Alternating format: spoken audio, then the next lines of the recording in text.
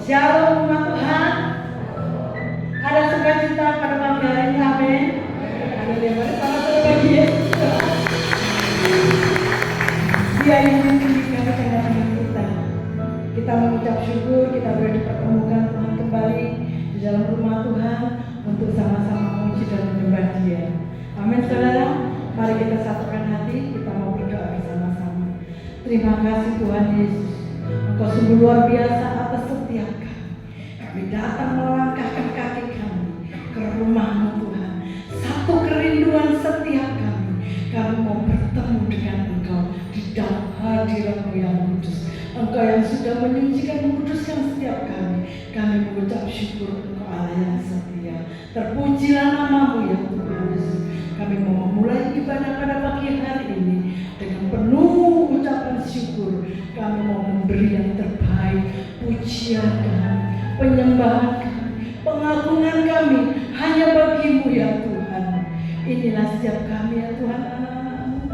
Kami datang dengan merendahkan hati kami, hati yang penuh dengan kerinduan untuk kami datang kepada-Mu. Hanya di dalam nama Tuhan Yesus Kristus kami berdoa dan mengucap syukur kepada-Mu. Haleluya. Amin. Mari saudara dikasih Tuhan, kita mempersembahkan yang terbaik dari hati kita yang sungguh mengasihi Tuhan. Amin.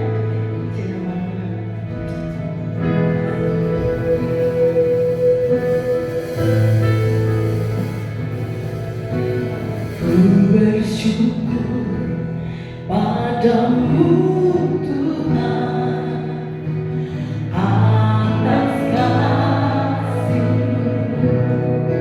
Ku bermazmur bagi nama-Mu yang kudus.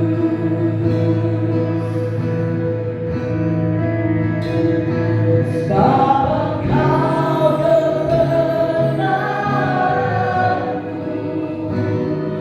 padamu ku percaya.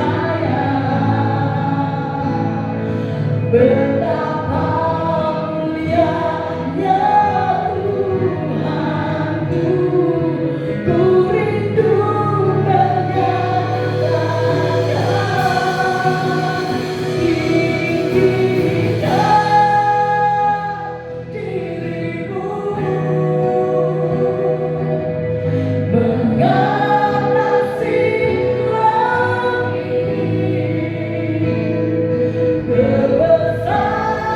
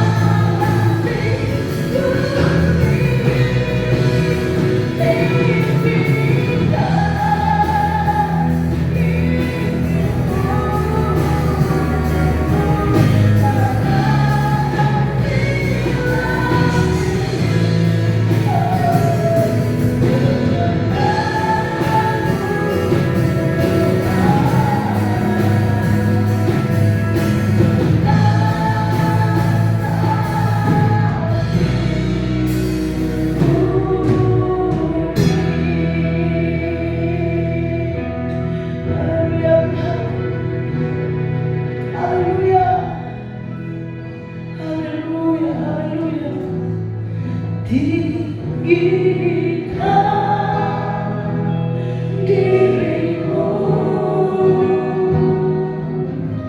mengatasi langit kebesaranmu Tuhan mengatasi bumi dirimu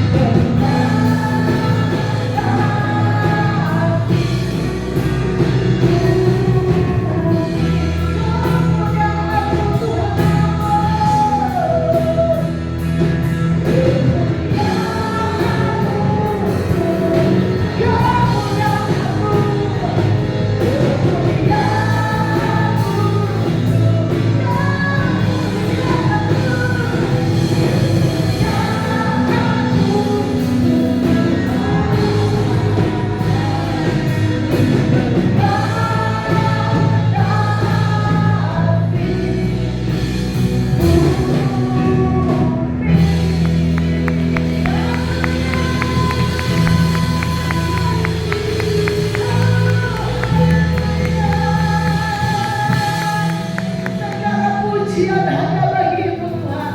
Oh, hanya hati kami bersuka. Kami mau lebih lagi Tuhan masuk ke dalam hadirat-Mu. Hanya di dalam nama Tuhan Yesus Kristus. Mari semua bersuka cita dalam hadirat-Nya. Sama-sama kita katakan amin. Haleluya.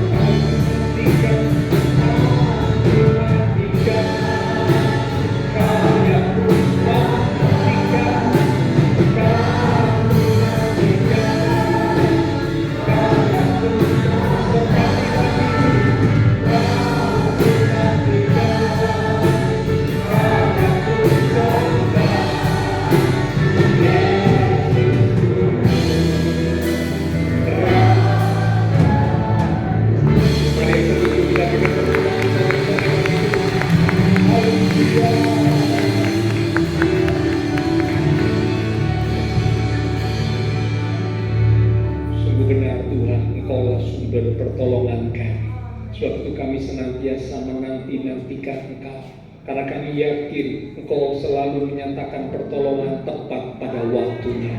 Kami bangga punya Allah seperti itu. Terima kasih buat kesempatan pagi hari ini dengan penuh syukur, sukacita telah kami sampaikan pujian sorak-sorai kami. Biarlah pujian kami sungguh boleh menyenangkan hati Tuhan. Bahkan kami yakin Engkau bersemayam di atas pujian umat-Mu. Engkau hadir tengah-tengah ibadah kami. Kami hargai, kami hormati kehadiran Tuhan. Kami buka hati kami lebih lagi untuk duduk diam di bawah kaki Tuhan, menerima pesan kebenaran firman. Mari urapi setiap kami ya Roh Kudus dengan hati yang lembut, hati yang rindu, haus akan kebenaran firman. Kami boleh menerima firman Tuhan yang berkuasa untuk mengubah hidup kami, bahkan mendewasakan iman rohani setiap kami sebagai umat Tuhan. Roh Kudus, rapikanlah hamba-Mu yang terbatas. Taruh pikiran dan perkataan Kristus pada diri hamba-Mu. Bila Tuhan yang berkata-kata lalu mulut bibir hamba-Mu sampai dalam santuan dari setiap kami saat ini. Kami umat Tuhan siap untuk menerimanya. Di dalam nama Tuhan Yesus Kristus, semua yang siap diberkati dengan firman Tuhan bersama kita berkata amin. Selamat kembali saudara. Shalom ya, puji Tuhan.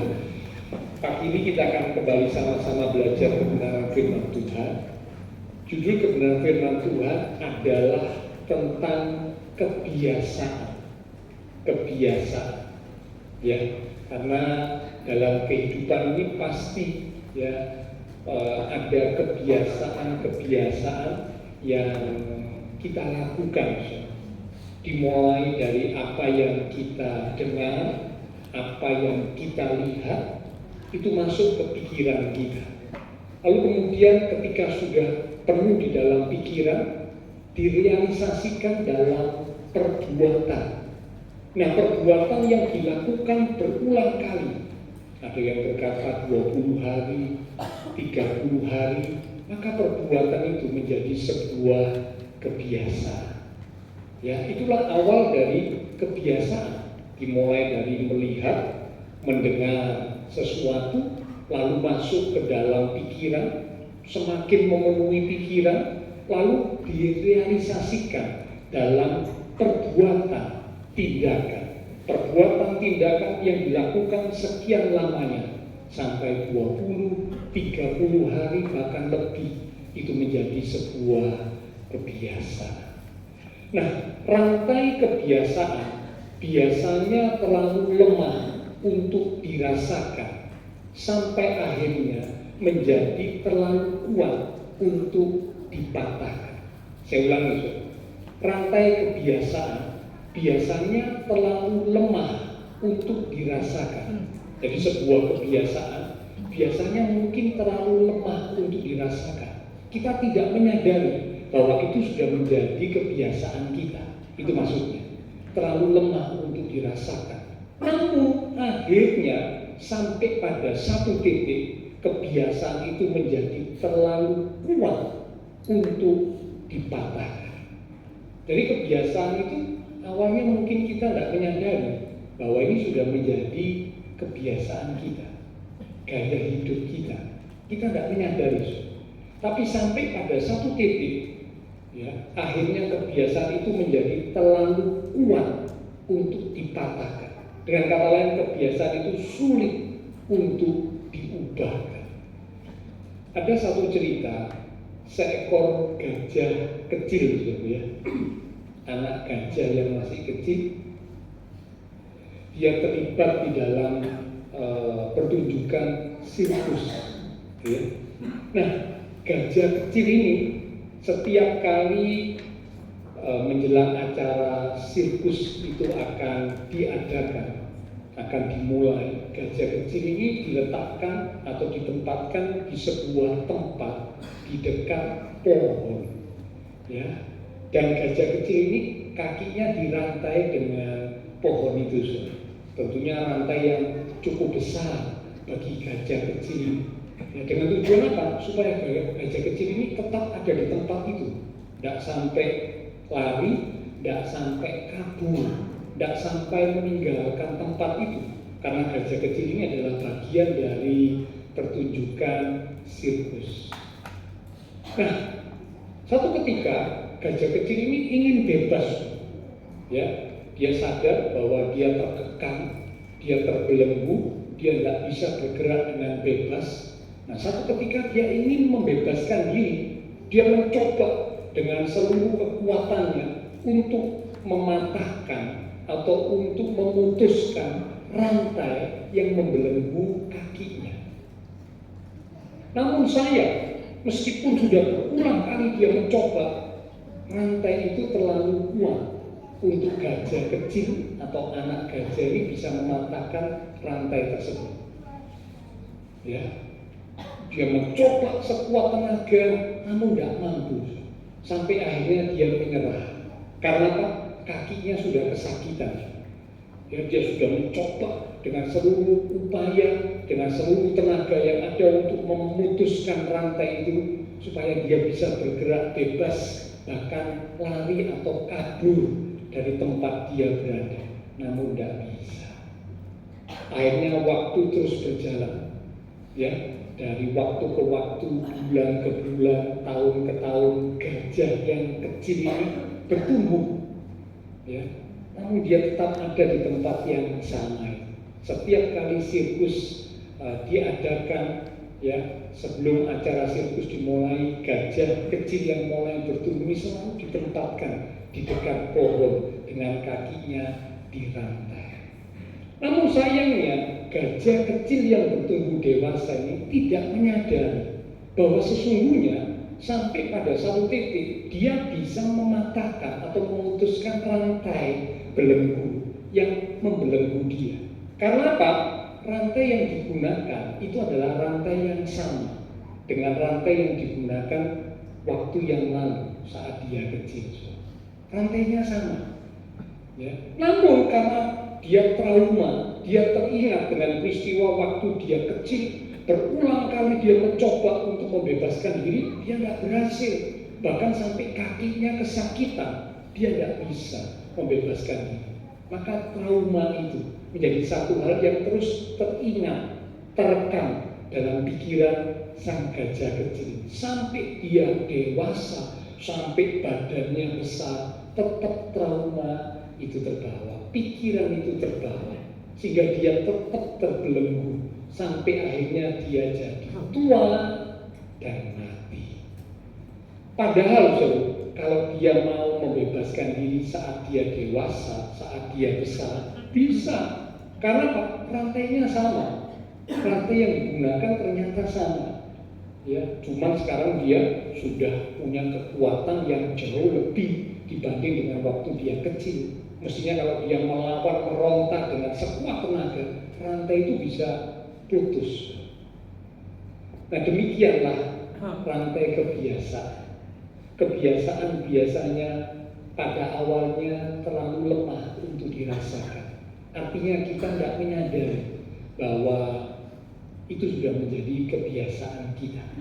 Tapi sampai pada satu titik kita akhirnya menyadari bahwa kebiasaan itu menjadi terlalu kuat untuk dipatahkan. Dengan kata lain, sulit untuk diubahkan. Ada kisah yang lain, seorang anak remaja yang suka ngomong kata-kata kotor. Ya, memang anak-anak remaja yang tidak mengenal Tuhan, ya, itu suka ngomong kata-kata kotor, rata-rata begitu. Ya, saya pernah pergi ke sebuah tempat makan, depot, di belakang saya duduk itu ada segerombolan anak-anak remaja. Ya, dia pulang sekolah mengenakan seragam sekolah, ya, mereka makan juga, makan di sana. Ya. Nah, waktu mereka ngobrol dulu saya dengar karena saya di belakang mereka, ya. Dalam obrolan mereka itu berulang kali mereka tuh mengucapkan kata-kata yang saya tidak akan menirukannya. Ya, kata-kata kotor itu kalau dalam bahasa orang Surabaya ngomong misu. Ya, dia manggil temannya itu bukan nyebut nama, misalkan namanya Budi, ya, Bud gitu, enggak, dia manggilnya langsung. Temennya saja dipanggil, digabung gitu. CUK atau apalah yang lain sudah ya, itu ngomong itu sudah, saya nggak bisa ngitung. Ya padahal saya dengar omongan mereka itu ya kurang lebih 15 menit. Tapi ucapan kata-kata kotor yang mereka ucapkan, saya nggak bisa ngitung. Terlalu sering, berulang kali mereka mengucapkan. Ya padahal bukan lagi marah, bukan. Lagi ngomong biasa, lagi bersenda gurau, tapi ngomong kata-kata kotor itu bolak-balik. Ya, nah memang kadang-kadang ada anak-anak remaja yang suka atau kebiasaan ngomong kata-kata kotor, misu gitu ya, dianggap itu sesuatu yang biasa. Nah, ada seorang anak remaja yang suka ngomong kata-kata kotor, satu ketika kedengaran oleh gurunya. Kemudian gurunya memberikan hukuman kepada anak remaja ini. Ya, karena kamu sudah ngomong kata-kata kotor, aku kasih kamu hukuman. Hukumannya apa? Suruh push up. Ya, push up 50 kali. Nah, kemudian anak remaja ini tidak terlalu suka olahraga. Waktu dia dengar, waduh 50 kali. Berat juga. Kalau orang sudah terlatih biasa olahraga, biasa push up mungkin 50 kali enteng gitu ya. Tapi dia tidak terlatih, dia tidak terbiasa push up.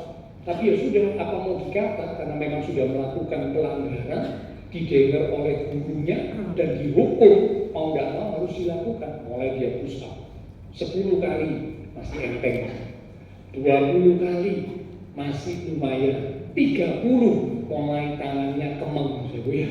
40, wah bukan cuma tangannya, nafasnya sudah mulai tersengal-sengal. 45 semakin berat sampai rasanya sudah tidak mampu. 49 tangannya sudah hampir rasanya putus. Pas 50 lega dia, yang terakhir 50. Selesai yang ke-50, waktu dia selesai, dia mau berdiri, dia langsung mengucapkan keluar lagi kata-kata kotor. Ya, karena terbiasa langsung kena hukuman lagi. Ya. Anak ini tidak bisa mengendalikan perkataannya karena dia terbiasa untuk mengatakan sesuatu yang kotor. Jadi meso bagi dia itu sudah biasa. Awalnya dia tidak merasa, tapi akhirnya sulit untuk diubahkan, sulit untuk dilepaskan karena sudah menjadi sebuah kebiasaan yang mendarah daging. Awalnya kita yang membentuk kebiasaan kita, tetapi lama-lama kebiasaan kita lah yang membentuk kita. Saya ulang saudara, ini kalimat penting. Awalnya kita yang membentuk kebiasaan kita. Itu awalnya. Ya karena kita mungkin sering melakukan berulang kali, kita membentuk kebiasaan kita. Dengan melakukannya berulang kali kita membentuk itu menjadi kebiasaan kita. Tetapi lama-lama kebiasaan kita yang akan membentuk kita. Ya, jadi ternyata kebiasaan punya pengaruh yang besar dalam kehidupan seorang manusia. Pertama manusia itu yang membentuk kebiasaan, tetapi lama-lama kebiasaan itu yang membentuk manusia tersebut. Jadi orang yang bagaimana dibentuk oleh kebiasaannya. Seringkali hal yang terlihat kecil yang tidak kita sadari, tetapi kalau kita biarkan itu bisa menjadi sebuah kebiasaan. Contoh saudara, ada orang suka mobil ya. Awalnya dia cuma sedikit saudara, awalnya cuma ya sekedar gitu ya, mungkin hidungnya agak kurang enak, gatel gitu saudara yang mungkin ya. Tapi dia lakukan itu cukup sering saudara. Ya lama-lama akhirnya setiap kali ya jadi kebiasaan. Seringkali hal yang terlihat kecil yang tidak kita sadari, tetapi kalau kita biarkan itu bisa membentuk kebiasaan. Bahkan kebiasaan akhirnya bisa membentuk masa depan kita. Tuhan sangat tahu bahwa kebiasaan yang tidak baik itu sangat berbahaya. Bahkan bisa mengubah seseorang menjadi pribadi yang tidak baik juga. Dalam Imamat pasal 18, mari kita buka Imamat pasal 18 di ayat yang ketiga mulai sampai dengan ayat yang kelima. Imamat 18 ayat 3 sampai 5. Demikian firman Tuhan. Janganlah kamu berbuat seperti yang diperbuat orang di tanah Mesir, di mana kamu diam dahulu. Juga janganlah kamu berbuat seperti yang diperbuat orang di tanah Kanaan, kemana aku membawa kamu. Janganlah kamu hidup menurut kebiasaan mereka. Kalau sudah perhatikan ayat 3 ini 2 kali ya Tuhan memberikan peringatan. Jangan hidup seperti orang Mesir, tempat dulu mereka tinggal. Tapi juga jangan hidup seperti orang Kanaan, tempat di mana mereka akan masuk ke negeri Kanaan tersebut. Jangan hidup menurut kebiasaan orang-orang atau bangsa-bangsa itu. 4. Kamu harus lakukan peraturanku dan harus berpegang pada ketetapanku dengan hidup menurut semuanya itu. Akulah Tuhan Allahmu. Sesungguhnya kamu harus berpegang pada ketetapanku dan peraturanku. Orang yang melakukannya akan hidup karenanya. Akulah Tuhan. Di ayat 4 dan ayat 5 juga sampai 2 kali Tuhan berkata kamu harus lakukan dan berpegang pada peraturan Tuhan. Jadi Bapak Saudara, ternyata di ayat-ayat yang baru kita baca sampai 2 kali Tuhan melarang bangsa Israel untuk mengikuti kebiasaan bangsa-bangsa yang tidak mengenal Tuhan. Dan sampai 2 kali juga Tuhan menyuruh, Tuhan memerintahkan untuk bangsa Israel memiliki hidup yang berbeda dengan bangsa-bangsa yang tidak mengenal Tuhan, yaitu hidup yang berpegang pada ketetapan Tuhan. Mengapa Tuhan sampai 2 kali mengucapkan hal ini? Tuhan tahu, karena tanpa kita sadari kebiasaan-kebiasaan itu menentukan masa depan kita. Jadi kalau ditanya kenapa ya sampai 2 kali Tuhan memberikan larangan tidak boleh punya kebiasaan seperti orang Mesir maupun seperti orang Kanaan, melainkan harus punya kebiasaan hidup yang berpegang pada perintah Tuhan. Sampai 2 kali diucapkan, karena Tuhan tahu kebiasaan itu menentukan masa depan manusia. Kebiasaan yang salah akan membawa kepada kehancuran, bahkan kebinasaan. Sekali lagi, kebiasaan yang salah akan membawa kepada kehancuran, bahkan kebinasaan. Sebuah contoh dalam Alkitab, ada seorang tokoh. Tokoh ini mempunyai karunia dan panggilan khusus yang begitu luar biasa. Mulai dari lahir, Tuhan sudah memberitahu kepada orang tuanya bahwa anak yang ada dalam kandungan ini adalah alat pilihan Tuhan. Dia akan jadi nasir Allah yang dipakai oleh Tuhan. Dia punya karunia khusus, rambut yang dimiliki tidak boleh dipotong, dan dia akan punya kekuatan yang luar biasa. Siapakah dia? Simson. Dalam bahasa Inggris katanya Samson. Ya. Nah, Simson atau Samson ini punya kekuatan yang luar biasa. Bukan karena dirinya hebat, bukan, karena Allah yang mengaruniakannya kepada Simson. Ya. Tetapi sayang, Simson tidak cukup kuat untuk mengalahkan kebiasaan gurunya. Sekali lagi, Simson yang punya kekuatan fisik yang luar biasa, pintu gerbang kota yang besar bisa dilepas lalu diangkat ke gunung. Wah, luar biasa sebenarnya kekuatan Simson. Tapi saya, di balik kekuatan fisik yang luar biasa, Simson tidak punya kekuatan yang cukup untuk mengalahkan kebiasaan gurunya. Apa kebiasaan guru Simson? Dicatat dalam kitab Hakim-Hakim, kalau Bapak Ibu baca ya, kalau nggak salah pasal 14, 15, 16 nanti bisa baca di rumah. Simpson itu punya kebiasaan buruk. Kebiasaan buruk Simpson adalah mudah terpikat oleh wanita, gampang kepencut, gitu saja, gampang terpaut dengan wanita. Dalam 3 fase, Simpson itu sudah jatuh hati atau Simpson itu sudah bergaul dengan 3 wanita. Ya, yang pertama itu wanita yang rencana jadi istrinya, tapi akhirnya nggak jadi. Kalau nggak salah gadis di Timna. Lalu kemudian yang kedua itu seorang pelacur. Lalu yang ketiga juga seorang perempuan yang berbahaya, yang akhirnya menghancurkan hidup Simpson. Dia bernama Delilah.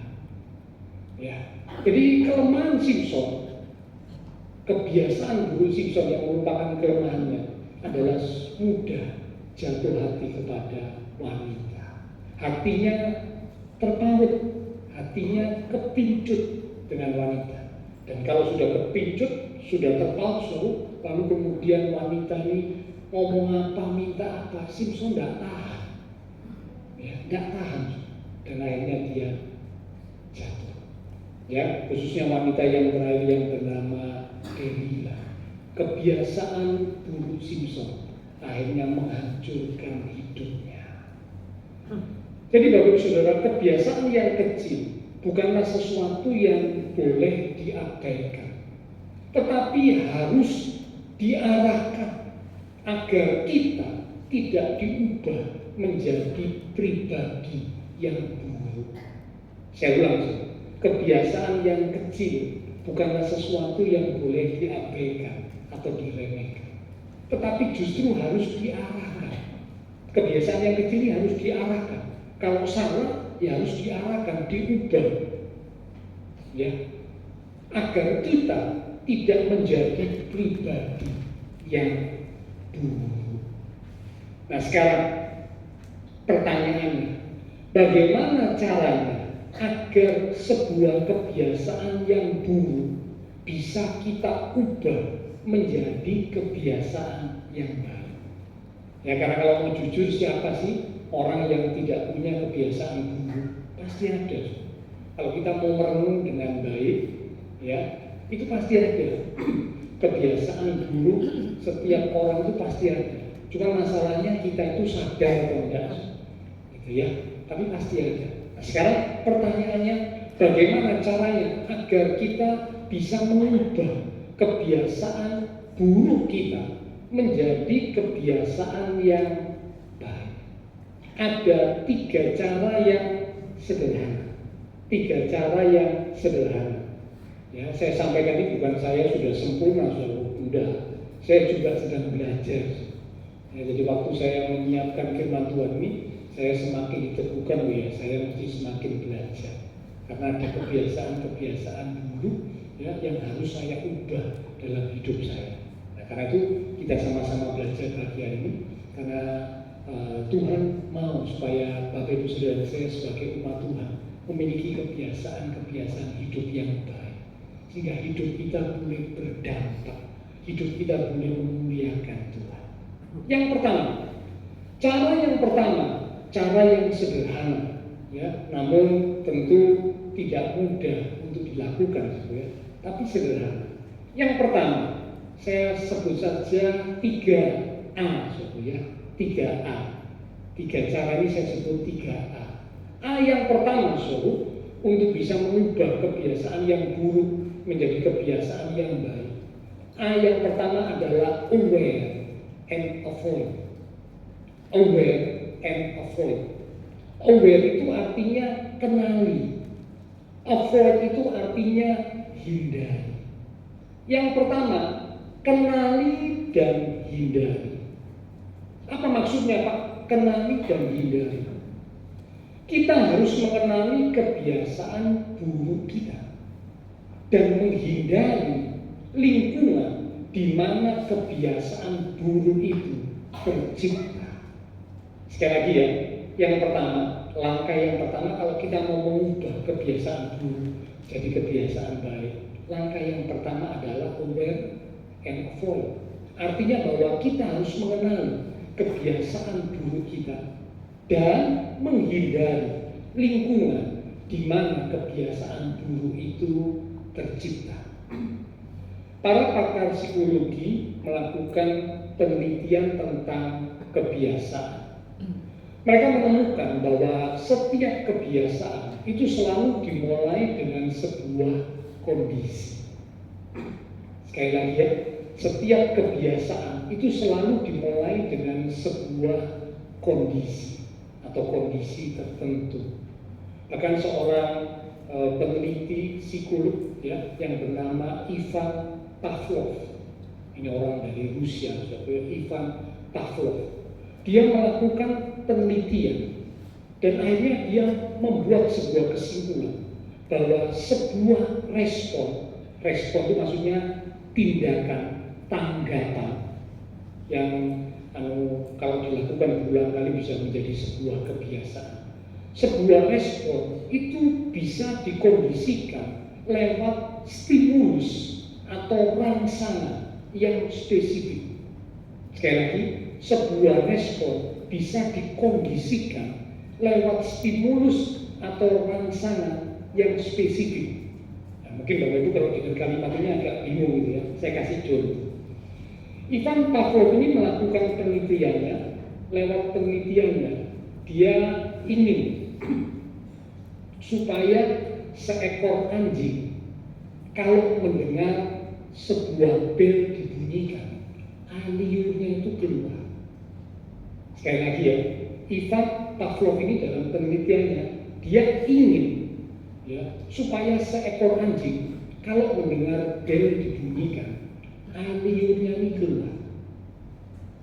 Tentu kalau Bapak Ibu Saudara dan saya berpikir, aneh, bagaimana mungkin seekor anjing mendengar bel, air liurnya keluar? Tidak mungkin.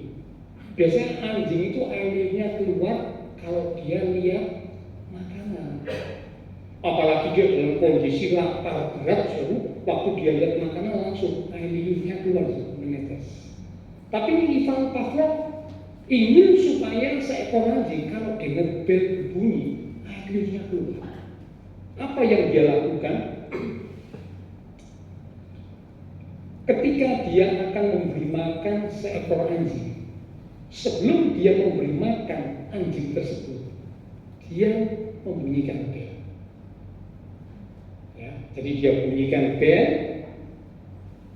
lalu kemudian dia beri makan anjing yang sedang kelaparan. Ya. Awal mula pertama kali waktu bel itu dibunyikan, anjing itu tidak mengeluarkan air liur, enggak. Setelah bel dibunyikan, kemudian makanan diberikan, baru air liurnya keluar. Itu terjadi sampai beberapa kali. Air liur dari anjing ini belum keluar kalau mendengar bel berbunyi, belum. Tapi sampai pada satu titik, setelah Ivan Pavlov ini melakukan berulang kali, setiap kali mau memberi makan, sebelumnya selalu bel dibunyikan, sampai berulang kali, sampai pada satu titik, akhirnya Ivan Pavlov berhasil ya membuat anjing yang tadi ini seekor anjing ini begitu mendengar bel berbunyi, liurnya keluar. Berhasil. Mengapa? Karena ternyata dari rangsangan atau stimulus yang diberikan, bel dibunyikan, baru kemudian dikasih makan. Berikutnya juga begitu, bel dibunyikan, baru kemudian dikasih makan. Berikutnya juga begitu, bel dibunyikan, baru kemudian dikasih makan. Jadi akhirnya yang ada di pikiran anjing ini, kalau dia mendengar bel berbunyi, berarti dia akan makan. Jadi karena itulah dalam pikirannya sudah terbentuk seperti itu, sudah menjadi kebiasaan seperti itu, maka begitu mendengar bel, air liurnya keluar. Nah ini maksudnya saudara ya, sebuah respon bisa dikondisikan lewat stimulus atau rangsangan yang spesifik. Ya, Jadi awalnya bagaimana mungkin seekor anjing bisa mengeluarkan air liur kalau dengar bel? Tidak mungkin. Secara normal ya tidak mungkin. Tapi oleh Ivan Pavlov dikondisikan begitu, ya, dikondisikan begitu. Tentunya bukan sekali dua kali, sampai berulang kali. Sampai akhirnya ini mancep di pikirannya sang anjing kalau dengar bel berarti mau dikasih makan. Maka akhirnya begitu dengar bel dia langsung mengeluarkan air liur. Ini artinya ya bahwa sebuah respon bisa dikondisikan lewat stimulus atau rangsangan yang spesifik, rangsangan yang khusus. Jadi manusia ternyata juga memiliki cara kerja yang hampir sama. Bukan saya berarti bilang manusia sama dengan anjing, tidak. Tetapi membentuk kebiasaan, dalam membentuk sebuah kebiasaan, ya ternyata manusia juga memiliki cara kerja yang hampir sama dengan tadi penelitian yang dilakukan oleh Ivan Pavlov kepada seekor anjing, memberikan sebuah rangsangan atau stimulus tertentu yang dikondisikan sehingga akhirnya membuat anjing itu bisa mengeluarkan air liur waktu mendengar bunyi bel. Nah, kebiasaan terjadi karena ada stimulus atau rangsangan, dan untuk menghentikan kebiasaan itu maka kita harus bisa melihat, mengenali, aware stimulus atau rangsangan itu dan kemudian menghindarinya, avoid. Saya ulang, kebiasaan itu terjadi karena ada suatu stimulus, suatu rangsangan seperti tadi anjing yang diteliti tadi. Maka untuk menghentikan kebiasaan itu kita harus bisa melihat, mengenali, dalam bahasa Inggrisnya aware. A yang pertama aware, mengenali stimulus rangsangan itu dan kemudian menghindari stimulus atau rangsangan itu, avoid.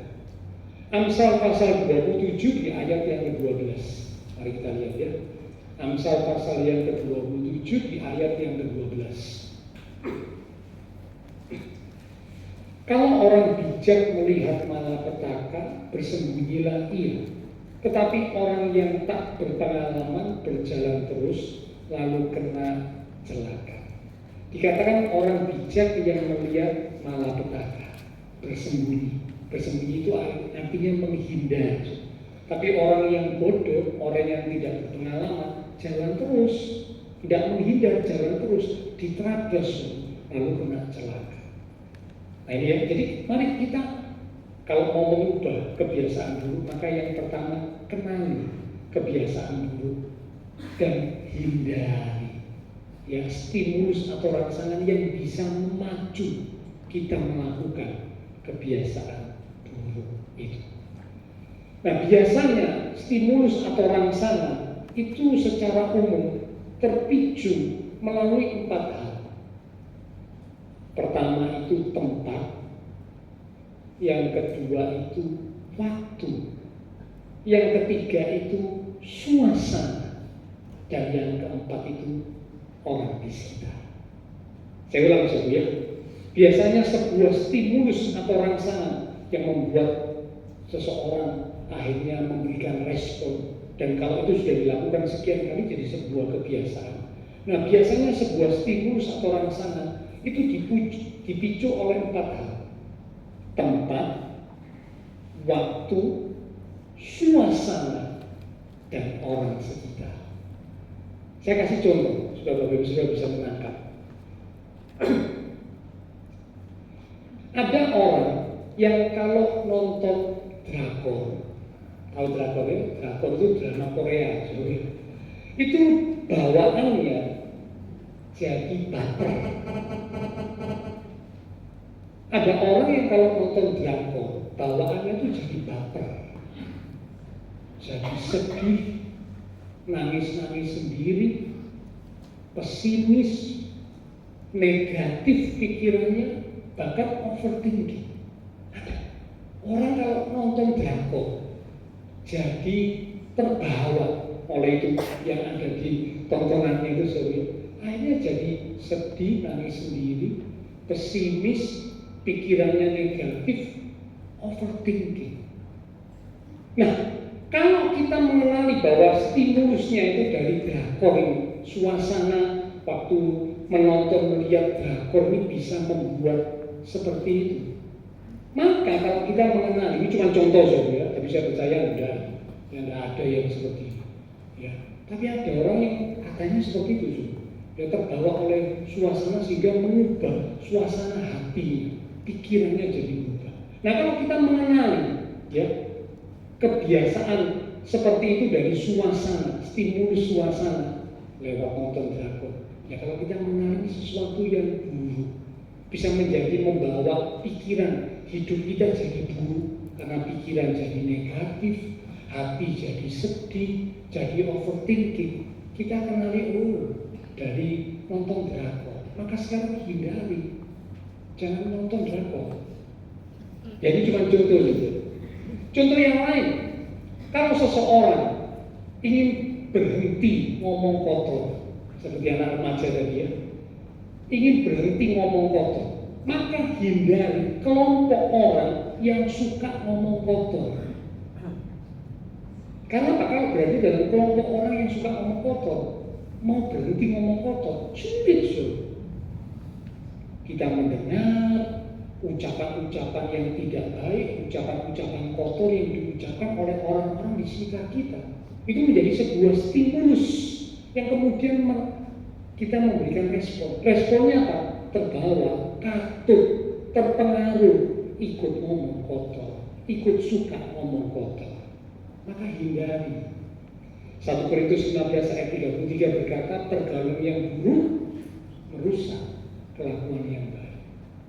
Jadi tahu kalau ada orang di sekitar, lingkungan yang tidak baik, ya hindari. Amsal pasal 13 ayat 20. Kita lihat sebentar ya. Amsal pasal 13 di ayat yang ke-20. Siapa bergaul dengan orang bijak menjadi bijak, tetapi siapa berteman dengan orang bebal menjadi malang. Jadi jelas, ternyata bahwa orang di sekitar yang kita suka bergaul, suka berteman, kita dekat, itu mempengaruhi hidup kita. Karena itu bisa menjadi sebuah stimulus, sebuah rangsana yang kita akhirnya memberikan respon. Nah, kalau orangnya negatif, respon kita jadi akhirnya juga negatif. Lama-lama kita jadi orang yang punya kebiasaan negatif. Akhirnya masa depan kita juga masa depan yang negatif, buruk, hancur masa depan. Ya, siapa yang bergaul dengan orang bijak jadi bijak, tapi siapa yang suka bergaul dengan orang bebal jadi malang. Pilihan ada pada kita. Ya, karena itu pikirkan, kenali kebiasaan buruk, apa yang masih sering dilakukan yang buruk, kemudian hindari kebiasaan tersebut lewat menanggulangi 4 stimulus tadi ya. Waktu, tempat, suasana, orang di sekitar. Hindari waktu, tempat, suasana, orang sekitar yang bisa menjadi stimulus untuk kita memberikan respon yang negatif. Hindari. Yang kedua, setelah kita mengenali dan menghindari, maka langkah yang kedua untuk bisa mengubah sebuah kebiasaan adalah alter. A yang kedua, alter. Artinya ganti. Yakobus 1 ayat 21. Yakobus pasal 1 ayat yang ke-21. Sebab itu buanglah segala sesuatu yang kotor dan kejahatan yang begitu banyak itu, dan terimalah dengan lemah lembut. Jadi dengan kata lain dikatakan ada yang dibuang, ada yang diterima.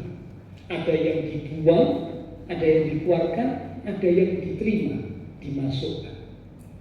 Ini bicara tentang ganti. Bagaimana kita bisa membuang air yang kotor di dalam gelas? gampang. Orang-orang bilang ya gampang, kalau ada air kotor dalam sebuah gelas ya langsung ditumpahkan saja, air kotornya terbuang. Tapi bagaimana caranya kita bisa membuang sebuah air yang kotor dalam sebuah gelas tanpa kita menyentuh gelas tersebut? Jadi tidak boleh menyentuh gelas itu, tapi harus membuang air yang ada, air kotor yang ada dalam gelas tersebut. Caranya adalah dengan menuangkan air yang bersih secara terus-menerus ke dalam gelas yang berisi air kotor. Dituang terus yang bersih, dituang terus supaya apa? Dengan harapan sampai pada satu titik yang kotor itu keluar, yang bersih masuk, yang kotor itu terdorong keluar.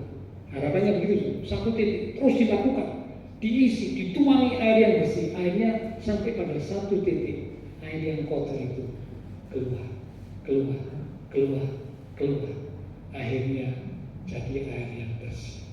Nah, ini bicara tentang mengganti cara yang sama. Kalau kita mau membuang kebiasaan buruk kita, maka gantilah kebiasaan buruk itu dengan kebiasaan baru yang baik. Sekali lagi, gantilah kebiasaan buruk itu dengan kebiasaan baru yang baik. Ini memang tidak mudah, saudara, mengganti kebiasaan buruk dengan kebiasaan baru, tapi yang baik. Seperti tadi air kotor terus diisi dengan air bersih. Tidak bisa dalam waktu yang singkat, tidak bisa. Terus diisi terus. Kita pun sama. Kalau kita mau mengubah kebiasaan yang tidak baik, kebiasaan buruk menjadi kebiasaan yang baik, maka ganti, ya, ganti kebiasaan yang buruk itu. Tentunya sedikit demi sedikit kita ganti dengan kebiasaan baru yang baik. Contoh, ada orang yang ingin kurus. Nah, biasanya orang-orang tertentu yang ingin kurus, dia ingin kurusnya drastis, maka dia membuat keputusan supaya saya cepat kurus, maka saya tidak makan. Ada orang yang begitu, saudara, tidak makan, karena supaya langsung bisa kurus, langsing. Ya. Nah, padahal kalau tidak makan bisa berakibat buruk, fatal, saudara. Ya, makanan adalah salah satu hal yang dibutuhkan oleh tubuh kita. Apalagi kalau itu makanan yang bergizi, dibutuhkan oleh tubuh kita supaya tubuh kita sehat, tubuh kita kuat, punya stamina, daya tahan tubuh yang baik. Tapi orang ini memutuskan, saya tidak makan supaya saya cepat kurus. Nah, ini sebenarnya keputusan yang salah. Karena apa? Dia membuat sebuah keputusan yang langsung untuk mengubah kebiasaan makan, dihentikan total, tidak makan supaya cepat kurus. Nah, biasanya orang yang langsung melakukan hal yang signifikan seperti ini, hal yang besar seperti itu, biasanya tidak bertahan lama. Entah karena dia tidak lagi kuat, tidak makan. Karena siapa orang yang tahan tidak makan, ya? Atau mungkin dia jatuh sakit, atau mungkin dia sudah capek, ya? Aduh, tidak makan terus capek. Lihat yang lain kok pada makan, gitu. Nah, sebenarnya kalau mau mengganti sebuah kebiasaan, maka lakukan dengan perlahan. Mengganti kebiasaan yang baru dengan perlahan. Caranya gimana? Kalau mau kurus, ya tetap makan, tapi makanannya jangan langsung nggak makan, makannya mulai agak dikurangi sedikit-sedikit. Ditambah kebiasaan baru, mulai olahraga. Tadinya ada olahraga, habis makan duduk, habis makan tidur. Nah, sekarang mulai diganti, ya, mulai diganti olahraga. Tapi olahraganya juga jangan langsung maksa, belum pernah olahraga, lalu olahraga. Begitu olahraga langsung lari mengelilingi kompleks Taman Pondok Indah sampai 100 kali. Nah, itu mana? Budul. Kaget fisiknya, yang udah pernah olahraga, ya pelan-pelan, mungkin jalan 1 kali, bisa Bu ya, sampai beberapa hari jalan 1 kali. Setelah seminggu jalan 2 kali. Nah, ini namanya mengganti pelan-pelan, mengganti kebiasaan yang lama dengan kebiasaan yang baru pelan-pelan, setahap demi setahap. supaya ada penyesuaian. Akhirnya ini bisa menjadi sesuatu yang berkesinambungan, sesuatu yang kontinu, tidak berhenti. Tapi kalau diganti secara langsung, ceklek, langsung aku tidak makan sama sekali. Tapi juga tidak olahraga, supaya kurus. Ya akhirnya tidak bertahan lama, tidak kuat, tidak mampu. Entah jadi sakit, entah bosan, akhirnya makan lagi, tidak bisa. Karena apa? Terlalu signifikan, terlalu drastis. Semua dilakukan dengan perlahan. Ya, di Efesus pasal yang keempat, ayo kita lihat ya, ini ayat yang hampir terakhir. Efesus pasal yang keempat di ayat yang ke-21 mulai.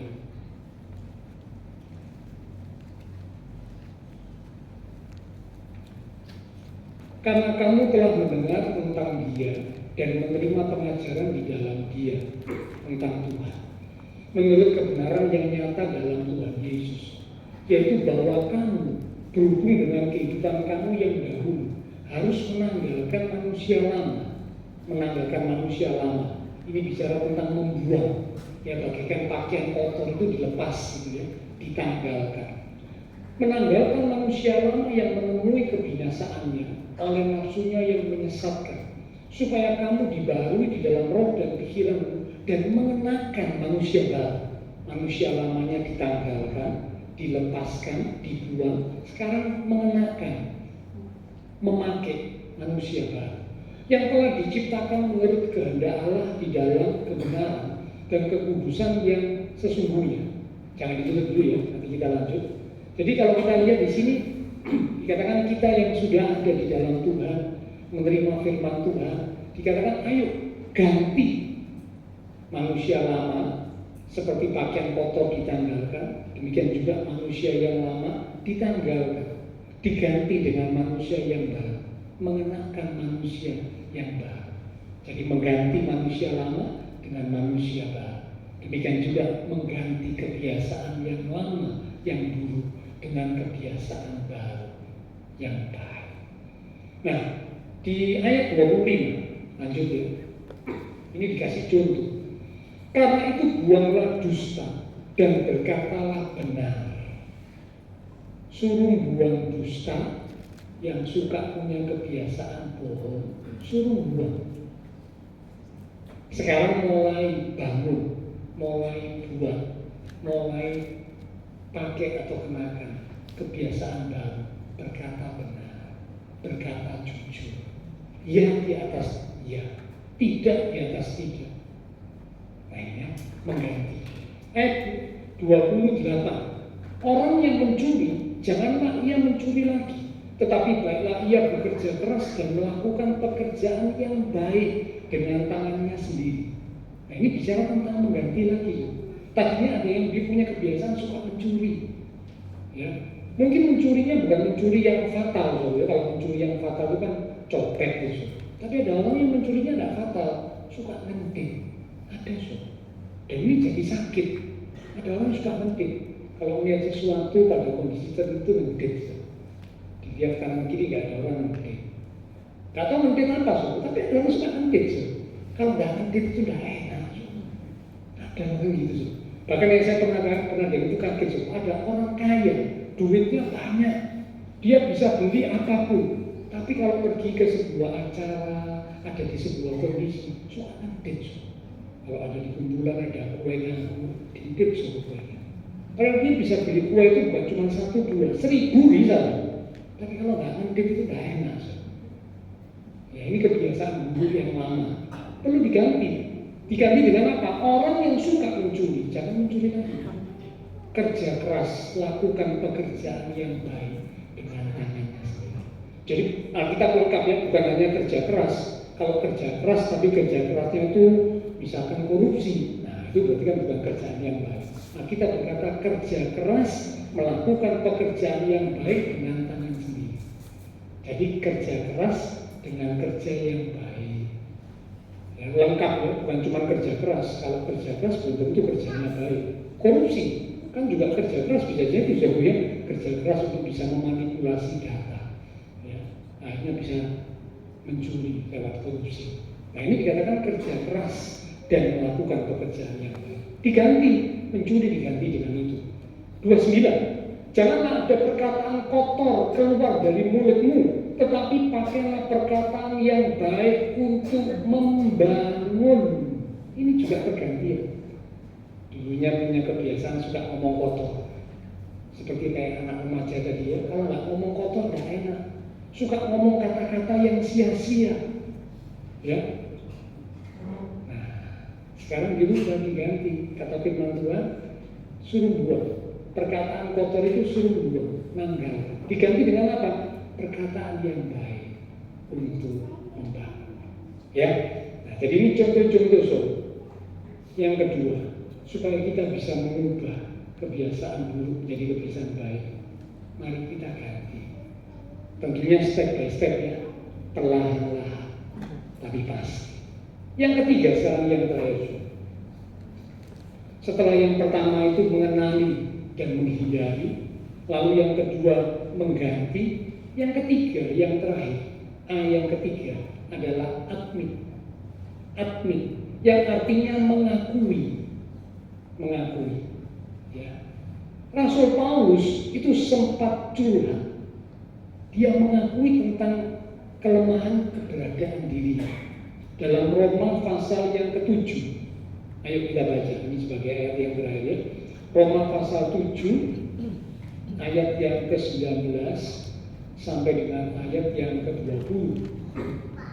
Roma 7 ayat 19 sampai 20. Sebab bukan apa yang aku kehendaki, yaitu yang baik yang aku berbuat, melainkan apa yang tidak aku kehendaki, yaitu yang jahat yang aku berbuat. Jadi, jika aku berbuat apa yang tidak aku kehendaki, maka bukan lagi aku yang memperbuat, tetapi dosa yang diam di dalam aku. Nah, ini Rasul Paulus curhat. Kalau sudah cermati kata-kata ini, Paulus bilang, ketika aku ingin melakukan sesuatu yang baik, jadi hati ini sudah punya keinginan, sudah tahu hal yang baik, hati juga punya keinginan, ya kerinduan melakukan yang baik, tapi ternyata masih juga melakukan hal yang tidak baik.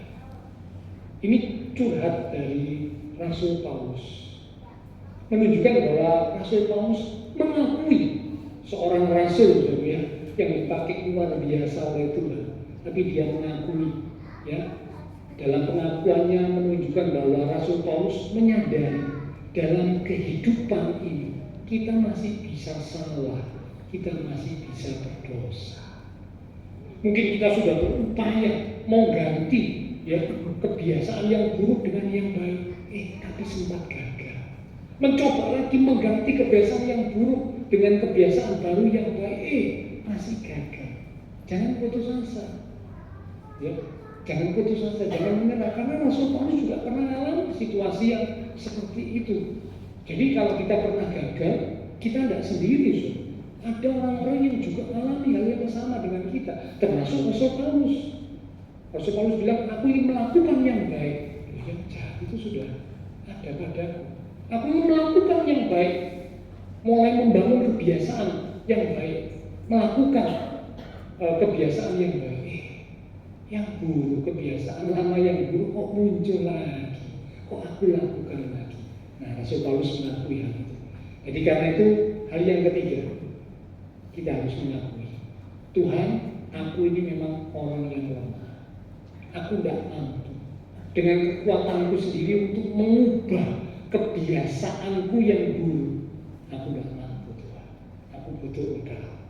Aku butuh Engkau untuk menolong, membantu, menguatkan aku, memampukan aku, untuk aku bisa mengubah kebiasaan yang buruk menjadi kebiasaan yang baik. Ayat yang paling terakhir, selain itu yang kita kembali maju ke depan. Galatia 5 ayat 16 sampai 18. Galatia 5 ayat 16 sampai 18. Oh iya, tolong disiapkan dulu ya.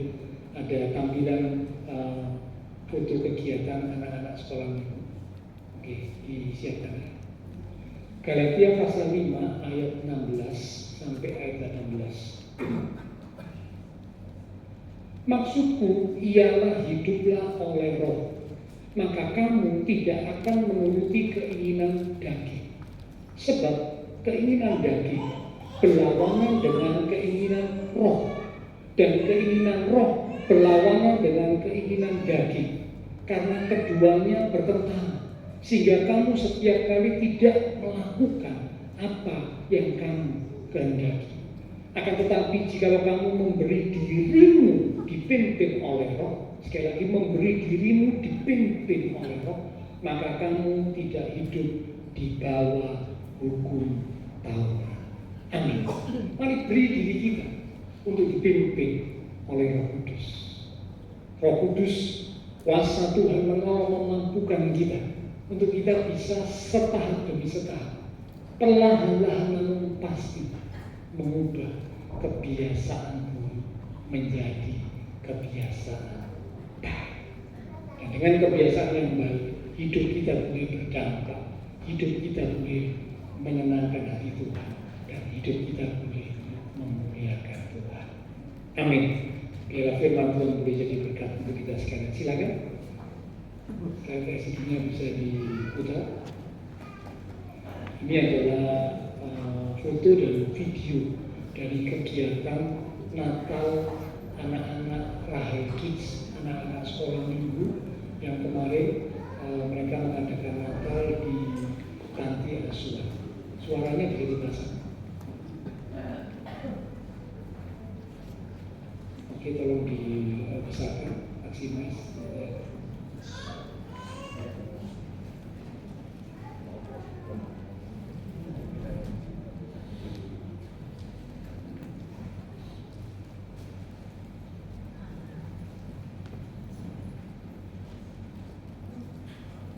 Ya, bisa dipasang. Oke, suaranya gimana?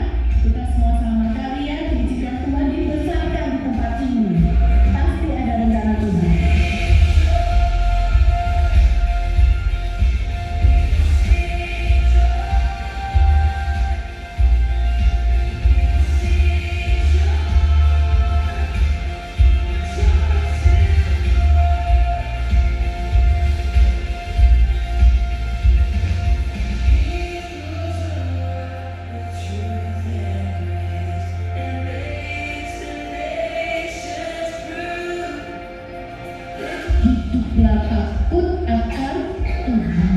Kalau kalian suatu saat mengalami susah, sedih, doa. Ya, jauhi pergaulan yang jahat. Itu paling penting.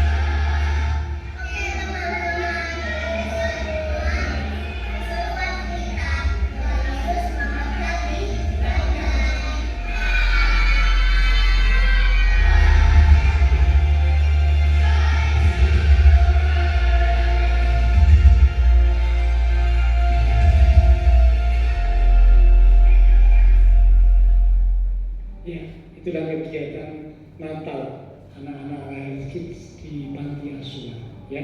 Mereka rindu untuk boleh menjadi berkat buat anak-anak panti asuhan di perayaan Natal. Terima kasih kepada Bapak Ibu, para orang tua yang mendukung kegiatan ini, turut juga memberikan donasi, ya, yang kita salurkan kepada anak-anak di panti asuhan. Tuhan memberkati. Ayo sama-sama kita berdiri. Kita katakan bersama lewat pujian ini. Bagaikan bencana siap dibantu, demikian hidupku di tanganmu, dengan urapan kuasa-Mu, budi baharui selalu. Jadikan Tuhan, jadikan